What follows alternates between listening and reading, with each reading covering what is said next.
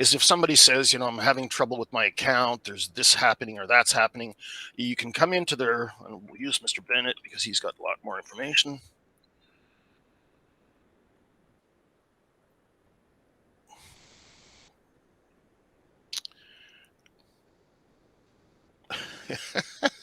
It's just not letting me select it today. Come on. There we go. Yeah. So we're on Mr. Bennett's profile. We can see all his information here. And so if they were saying, there's something happening on my account, I don't really know what's going on, you can actually log in as them. So you go to you search them up, you find their profile on the admin side, and you can log in as user.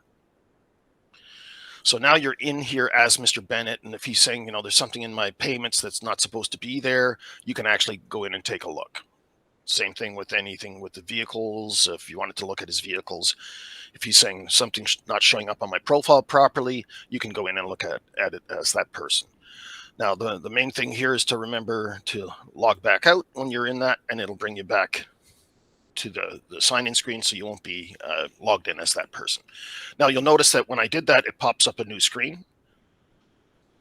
So I could potentially just close this out and be back at my admin portal.